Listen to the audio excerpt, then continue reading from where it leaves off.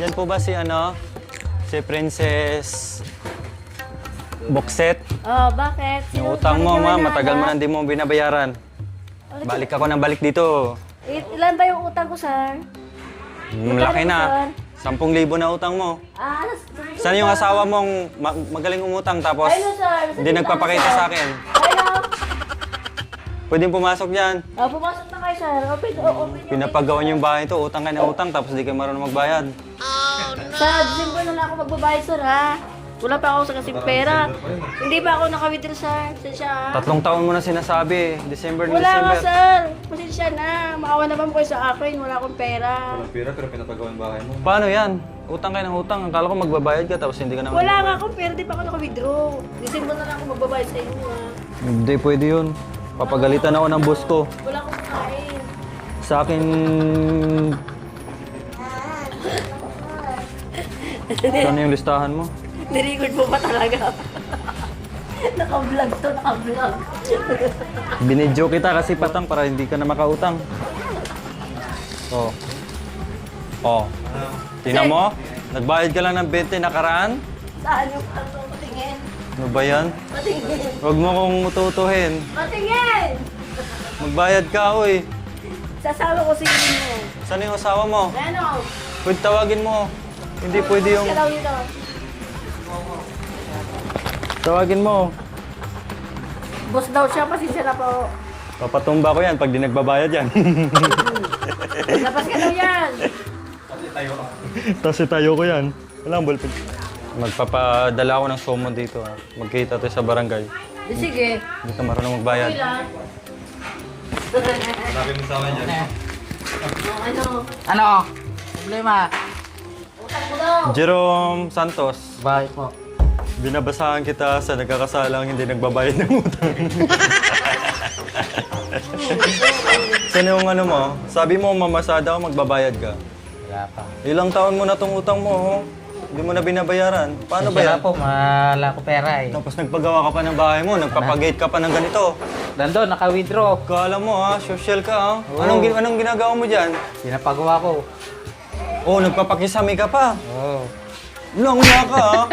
Hindi ka nagbabayad ng utang ha. Hindi ganyan ako. Ano, magbabayad ka o... Oo, magbabayad ako. May tumulong sa akin kasi binigay. Yung Eh. biyaya. Alam mo, ang ganda ng pakiusap mo sa akin. Boss, pautang. Pampaayos ko lang ng pedal para may pampasada ko. Ngayon, nung pinautang kita, hindi ka nagbabayad. Hindi ako kasi namasada. Mahirap na. Ano ba Siya na yan? mo. Bayaran ko pag... Kailan mo babayaran to? Next week. Siguraduhin mo lang ha. Next week! So ayan mga ka-MJ, happy lang. So bumisita tayo muli dito mga ka-MJ para i-update po natin yung kisame ni Kuya Jerome and Ate Princess, no? Dahil kaninang umaga po, nauna po ako dito. So tinanghali na po si Madam Lore dahil masama nga po yung pakiramdam. So sinabi namin na pahinga ka na kasi nakita namin na parang nangihina po. Sa sobrang init, lalo na dito kay Kuya Jerome, napakainit po talaga. So ngayon, sabi naman kami na mag-update on. So ngayon Kuya Jerome, bisitahin natin yung kisame mo. Talagang napakaganda na. Opo. Ikaw magtog sa... Gwapong-gwapo ka na sa paningin ni Prinsesa. Ah, okay. No? Kaya dati hindi ka naka-score ngayon, magsawa ka na. Di ba? Nag-imas. Wow! Nagrimas. Ganda ah. Wala si mama. Wala. Matinan mo yun. Oh, di ba mga ka-MJ? Sir, Ano yan? natulungan lang ako dito sa mga sponsor. Din ako. Ah, tinulungan ka? Maganda yon, deserve mo yan dahil masipag ka.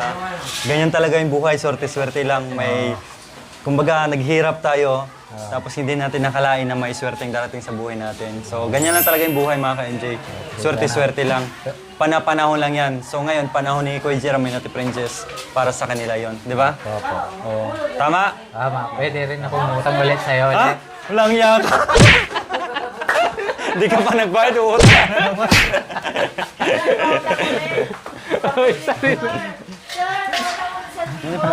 Wala talaga, oh. Wala kang trabaho. Matagal na makapagyan. Wow. So ayun po, mga madaming sir, napakaganda na po yung gawa ni Kuya Aris. So, hindi pa tapos yan, pero nakikita na po natin yung ganda. Ano to Kuya? Pipinturahan po? Hindi na? Mamasalyahan yung... Yan, so ayun po, kaninang umaga tapos bago mananghalian, so nagawa na po yung frame, yung mga bakal. So ngayon, pagbalik natin, ay ito na po, may 3 na po silang nailagay. Bilis ah. No, napakabilis po. So itong ginamit po nila, pangkisami po ito, yung tinatawag nila na Jimson board, no? Kasi madalas sa atin yung marine plywood, so after ilang years, parang ano na yun, magbalat-balat na yun. Kaya Aris, no? Lalambot ata. Maglalambot na yun. So pag hard deflex naman po, masyadong mabigat kapag ilapat-lapat mo dyan. No? So ito talaga, ito yung best choice para pang kisame. Kasi medyo magaan lang siya. Yan, napaganda na. Grabe talaga, no? Akalain mo nga naman yung swerte. Pag para sa'yo talaga. Kaya napaka-bliss ni Kuya Jerome and Ate Princess dahil nangyari sa buhay nila ngayon. No? Ha? Sabi ko, gwapo yung vlogger. Nag-iba na mukha ni Mami Lore. Gumwapo tuloy.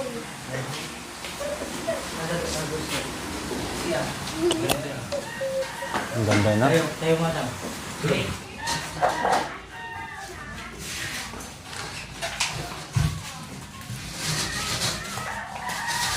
Ayan, kutsilyo lang tsaka cutter yung ginamit. O yun, pag grinder nga malikabok, sasabog. Tubig ah. Inom daw, inom. Ayan. Nalagay na.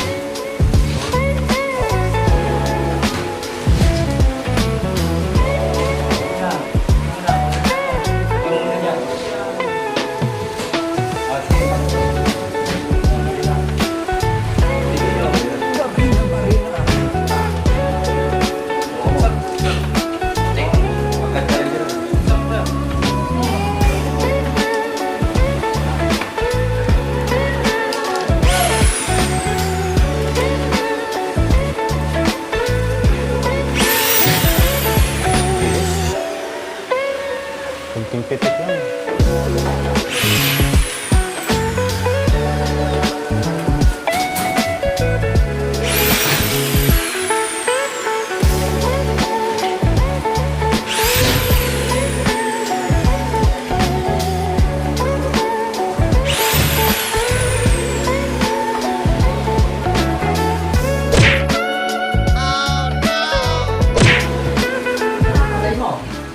Ba't mo kasi siniko yung bakal?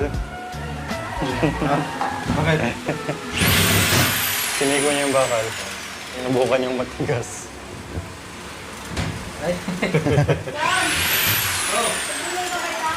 Yan.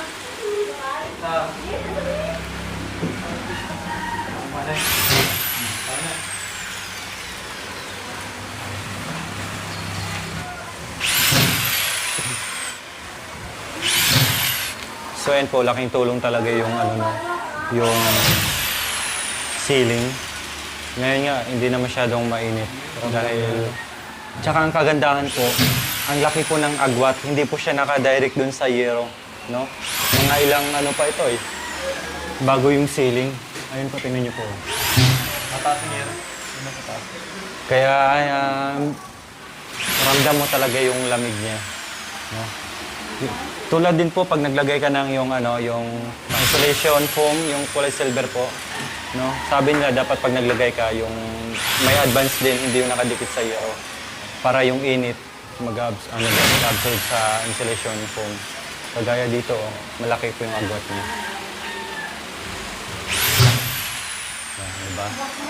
Grabe, marami po talagang napapasanaol dito kay Kuya Jerome and Ate Princess. Kalain mo naman. Nung unang pagpunta natin dito, ang dami yung mga gamit na dyan, parang mga basura, no? Tapos yung mga carpet nila, yung higaan nila, karton, tapos banig na luma. So ngayon, naka-tiles na, kisami pa, naku po.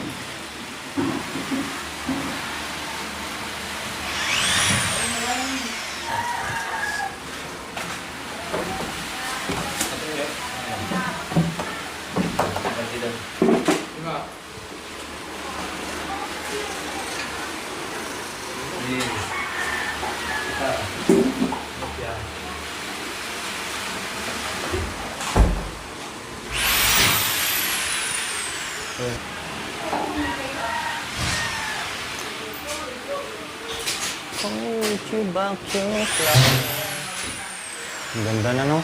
Yayamanin na yung bahay ni Jerome.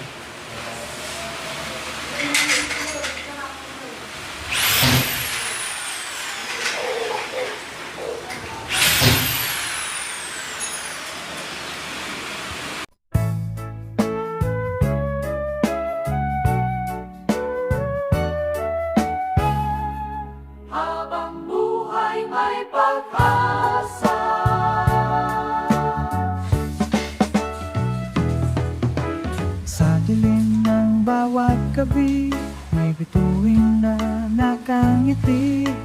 Kahit buhay bumabalot, may liwanag na sumasagot. Di man madali ang landas, may dahilan ang bawat bukas.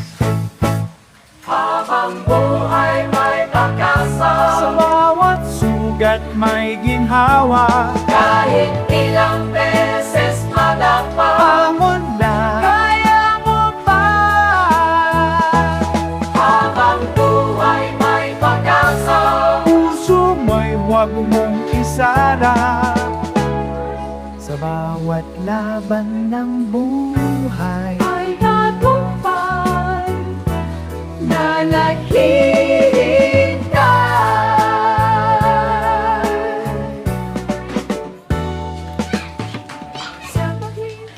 Hello po sa inyong lahat, sa mga sponsor na nagmahal sa amin.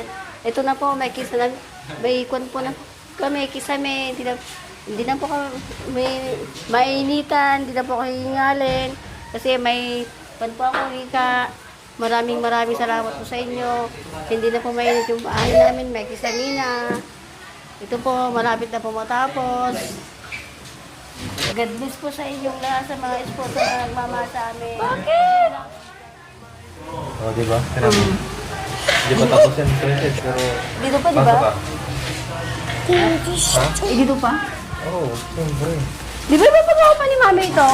Doon niya ka eh. Ito. Ganda na. Doon niya nga talaga. Oo. Ay! Di pa tapos, pero ramdam mo na hindi na masyadong mainit. Wala na yung init. Unti-unti na wala. Ang ganda na oh.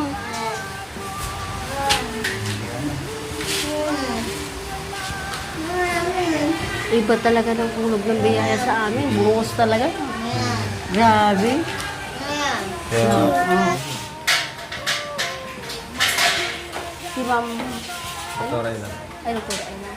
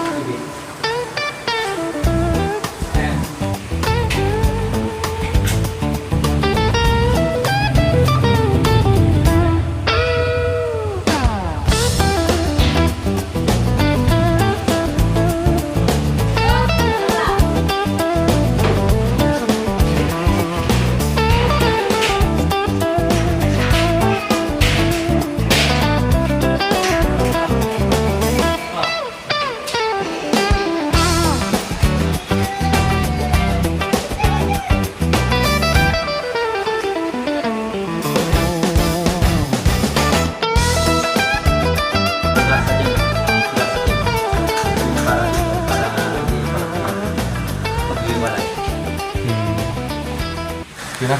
Don Jerome. Doon na yung bahay niya. Don Jerome. Doon na talaga, no? Pati ikaw, Adel niya.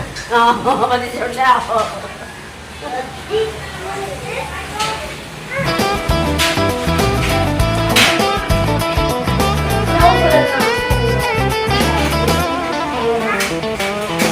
Madam, dito na ako mag-manhole para hindi makita sa labas. Oo.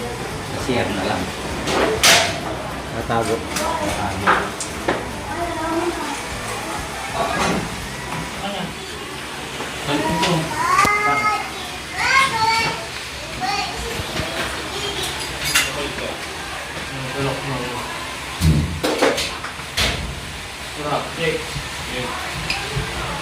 Layo.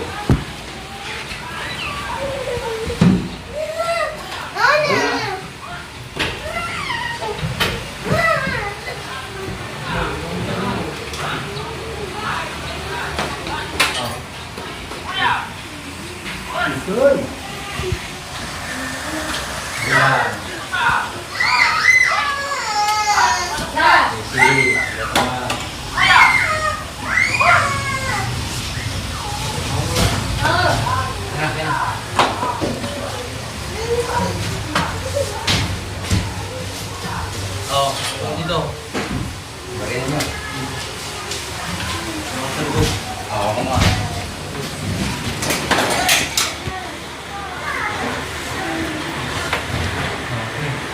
Yung pagdating ito. Ano naging okay? Ay! Yan.